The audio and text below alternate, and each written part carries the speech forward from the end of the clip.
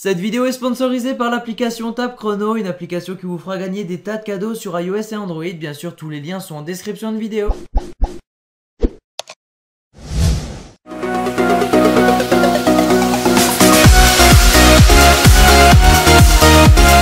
Et donc, salut tout le monde, c'est Ban Gaming qui vous parle. Et aujourd'hui nous nous retrouvons pour le premier épisode de l'émission Comment faire un film. Dans ce premier épisode, vous verrez tout le matériel qu'il vous faut pour réaliser un court-métrage ou un long-métrage. Autrement dit, un film. C'est bien le but de l'émission. Allez, c'est parti!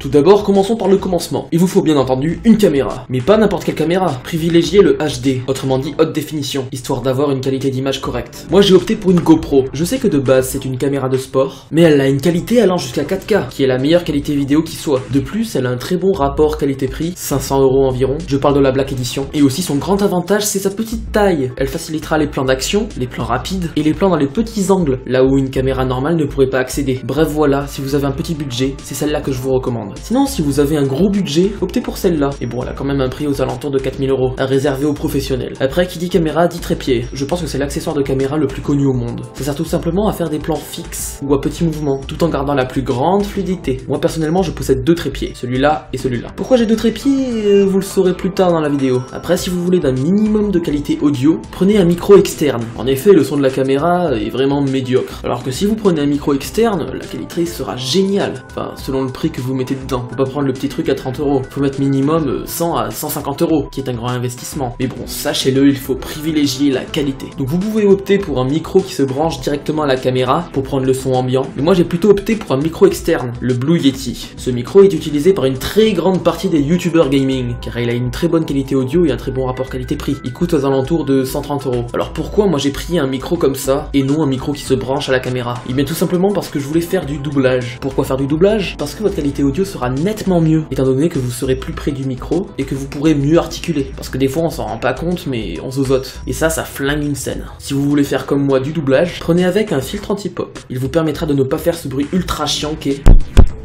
C'est chiant, hein. C'est pour ça qu'il faut l'éviter à tout prix. En plus, ça ne coûte qu'entre 10 et 20 €. Et la qualité sera largement mieux. Alors pourquoi ne pas investir dedans? Après, pour filmer en mouvement, je vous conseille la Steadicam ou le support épaule. La Steadicam fait les plans comme une grue. Pour ceux qui ne savent pas ce que c'est qu'une grue, c'est une grosse tige en métal qui peut monter très haut pour faire des plans. Et vu qu'une grue est vraiment très chère, prenez la Steadicam. Bien entendu, vous pourrez monter largement moins haut, mais vous pourrez quand même monter un minimum. Personnellement, moi j'ai opté pour le support épaule. Alors un support épaule sert à amortir vos pas. Parce que bien entendu, quand vous marchez et que vous tenez la caméra dans vos mains, elle bascule un peu. Alors que grâce au support épaule, tous ces mouvements seront amortis, ce qui vous donnera encore une fois une grande fluidité. Après, passons aux matériaux facultatifs. Pour éviter les noises, pour ceux qui ne savent pas ce que c'est tous ces petits points qui viennent gâcher une vidéo, optez pour un bon éclairage, autrement dit une softbox ou un projecteur. Moi j'ai pris une softbox, équipée d'un diffuseur. Cela vous permettra d'avoir une très bonne qualité vidéo et de bien distinguer tous les traits du personnage. Après, si vous souhaitez faire des mouvements linéaires et totalement fluides, prenez un travelling. Personnellement, étant donné qu'un travelling coûte assez cher, presque 300 €, voire plus si vous voulez un truc de qualité, j'ai plutôt opté pour un chariot. Alors un chariot, qu'est-ce que c'est? C'est une sorte de mini skateboard où vous pouvez fixer votre caméra dessus à l'aide d'une petite vis comme pour le trépied. Et en plus de ce chariot, j'ai pris une planche de bois. Et c'est là qu'interviennent mes deux trépieds. Je fixe un trépied là et un trépied là, tous deux à la même hauteur histoire d'avoir quelque chose de plat. Et après je mets mon petit chariot dessus et je le fais rouler. Et ça fait des plans aussi linéaires qu'un travelling. Après vous pouvez prendre aussi une perche télescopique. Alors qu'est-ce que c'est?